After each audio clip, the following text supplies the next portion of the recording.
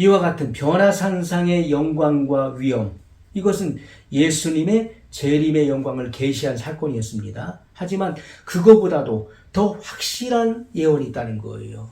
더 뚜렷하고 분명한 예언이 있다는 거예요. 그것이 뭡니까? 완성된, 기록된 성경 말씀을 이야기하는 것입니다.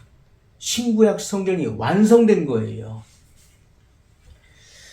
자, 우리에게 더 확실한 예언이 있다. 이것은 기록된 말씀을 의미하는 것인데, 이것은 어두운데 비치는 등불과 같다. 그래서 우리가 이 어두운 세상을 살아가는데 있어서 이 어두운 세상 가운데 비치는 등불이 뭡니까? 하나님의 말씀이에요. 시편 119편 105절의 말씀과 같이 주의 말씀은 내 발의 등이요 내 길의 빛이니이다 라고 말씀했던 것처럼 우리의 앞길을 밝혀주는 등불이 뭡니까? 바로 하나님 말씀이에요. 그래서 우리가 어떤 체험을 했다. 내가 환상을 봤다. 내가 꿈을 꿨다. 어떤 이상을 보았다. 어떤 신비한 체험을 했어. 이거보다도 더 확실한 예언이 무엇입니까? 하나님 말씀이라는 거예요. 그 어떤 경험도 하나님 말씀과는 비교할 수 없는 것입니다. 그런데 많은 사람은 어떻습니까? 하나님 말씀은 제쳐놓고 뭐 성령 사역을 한다고 하면서 어떤 현상들을 자꾸 부각시키지 않습니까? 그래서 성령님이 지금 역사하신다. 뭐 뜨겁게 역사하신다. 더 강하게 역사하신다. 그런데 그런 부분보다도 더 확실한 것은 하나님 말씀이에요. 그런데 오늘날 하나님 말씀은 없고 자꾸 어떤 그 현상에 치우치는 일들이 너무나 많이 일어나는 것이죠. 어떤 자극적인 현상들을 추구하지 않습니까? 그러다 잘못되는 일들이 너무나 많이 있는 거예요. 우리가 더 확실한 예언은 하나님 말씀이에요. 이것은 어두운 데 비치는 등불과 같다. 지금은 온통 이 마귀가 활동하기 때문에 마귀가 이 세상 임금으로 군림하고 있고 이 마귀의 이 체계로부터 모든 것들이 다 되어지고 있지 않습니까? 그래서 이 같은 비진리가 난무하고 온갖 세상의 그런 이설들이 난무하고 있는 이 시대 가운데서 우리의 앞길을 정확하게 비춰주는 것은 하나님의 말씀이다. 샛별이 너희 마음에 떠오르기까지. 그 샛별이 뭡니까? 샛별, 새벽별. 이것은 예수 그리스도를 말하는 것이죠. 예수님은 광명한 새벽별이라고 말씀했어요. 또한 이 샛별이 너희 마음에 떠오르기까지 너희가 이것을 주의하는 것이 가아니라. 이 재림의 날이 밝아온다는 것을 분명히 말씀하고 있는 거예요. 재림의 날이 밝아올 때까지 우리는 하나님 말씀을 통해서 주의하라는 거예요. 말씀을 통해서 이 세상에 되어진 일들을 주의하여 살펴보고 준비하라는 분명한 말씀인 것입니다. 자, 지금 우리는 자다가 깰 때가 되었다는 거예요. 그런데 많은 사람들이 어떻습니까? 주님의 재림이 가까운 때인 줄 모르고 깊이 잠들어 있는 이들이 많이 있어요. 자, 성경은 마태복음 25장 6절에 보면 밤중에 소리가 나되 보라 신랑이로다 맞으러 나오라 하매. 자, 언제 주님이 오셨습니까? 밤중에. 이것은 우리가 시각적인 밤을 의미하는 것이 아니라 어두울 때. 밤은 어두울 때잖아요. 이것은 죄악이 관영할 때 예수님 오신다는 거예요. 죄악이 관영할 때. 우리는 시각적으로 어쨌든 밤이든 낮이든 주님은 오실 것입니다. 동양이 밤이면 서양은 낮이 되는 것이죠. 그래서 우리는 시각적으로도 언제 주님이 밤에 오실는지 낮에 오실는지 우리는 알 수 없지만은 준비된 자는 올라가는 거예요. 우리가 그 날과 그 시간은 알 수 없지만은 주님은 분명히 오신다는 것이 공식적인 선포인 것입니다. 준비된 자는 올라가는 것이고 준비되지 못한 자는 남게 된다는 것이 성경의 말씀이에요. 어쨌든 주님은 오시는데 언제 오시느냐? 그 시기는 어두울 때. 이것은 죄악이 세상에 관영할 때 오신다. 오늘날 많은 사람들이 자기 일에 깊이 심취되어 있잖아요. 자기 일, 자기 성공, 자기 영달을 위해서 심취되어 있어요. 돈을 사랑함으로 거기에 온통 정신을 다 빼앗기고 있죠. 그래서 잠자는 자들이 영적으로 잠들어 있다. 세상 정치에 취하여 잠들어 있는 자도 있는 것이고요. 오늘날 교회 어떤 성장, 교세 확장, 또 어떤 건물의 확장 이런 것에 심취되어서 정신없이 영적인 잠을 자는 자들도 많이 있는 것입니다. 자, 그래서 우리는 어떤 안위를 탐해서는 안 된다. 지금이 어느 시기인 것을 성경 말씀을 통해서 분별하라는 거예요. 지금이 우리가 신앙의 현주소, 우리 신앙의 현주소, 그리고 지금이 이 시대가 어디까지 왔는가를 말씀을 통해 조명해 보라는 거예요. 그때 우리는 깨어날 수 있는 것입니다. 요한계시록 12장 12절에 보면 마귀가 자기의 때가 얼마 남지 않은 줄 알고 분노하여 땅에 내려온 사실이 기록되어 있어요. 자기의 때가 얼마 남지 않은 줄 안다. 마귀는 언제까지나 영구적으로 이 세상의 임금으로 군림하는 것이 아닙니다.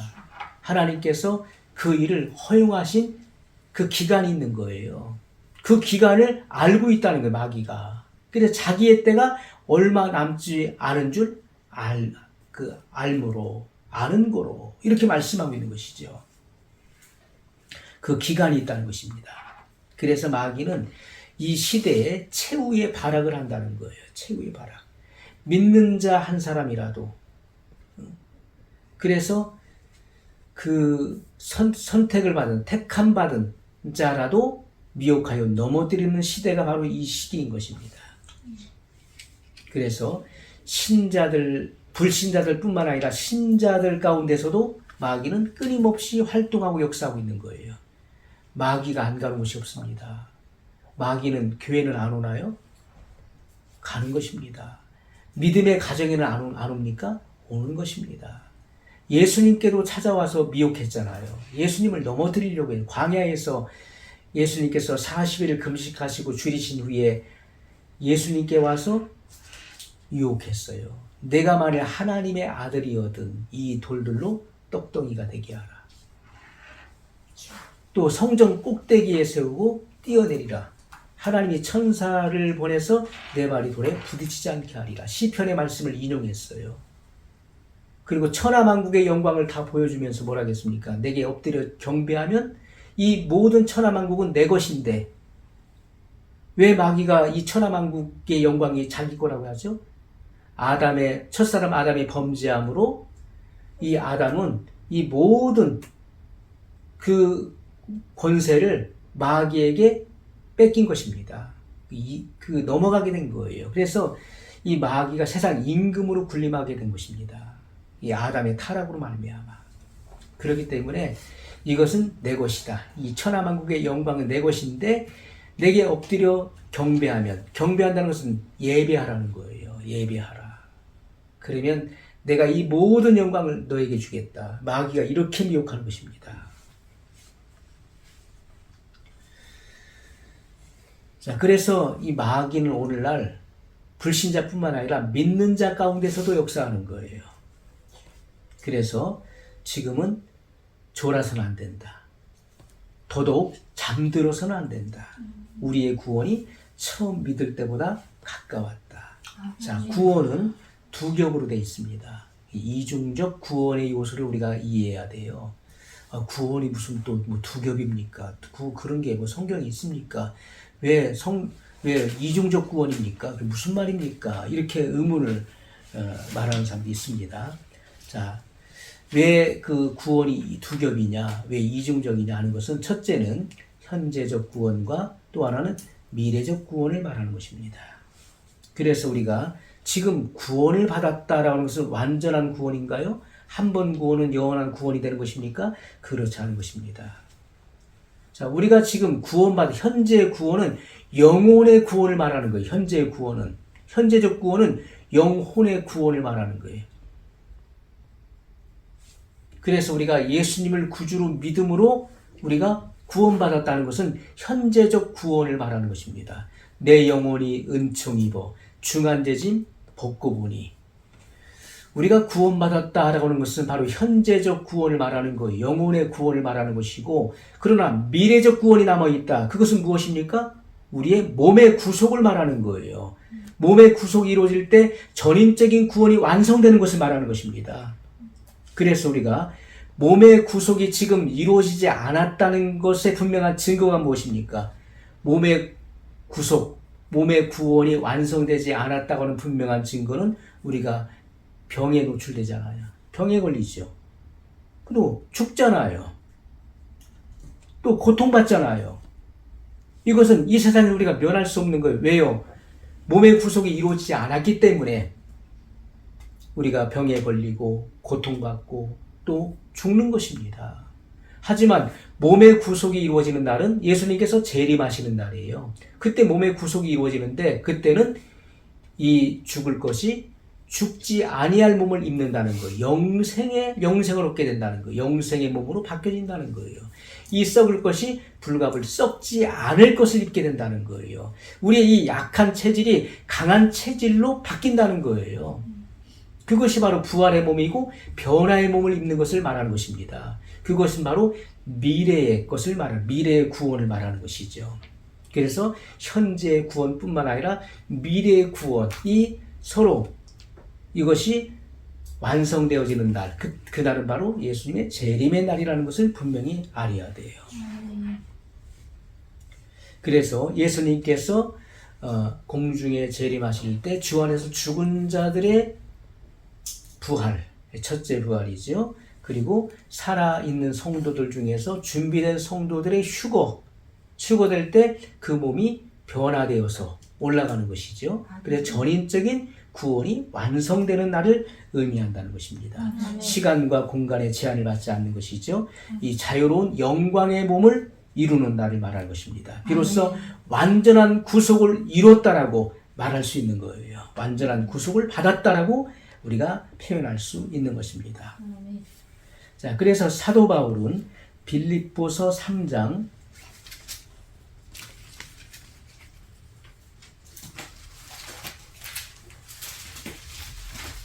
11절로 13절의 말씀을 보면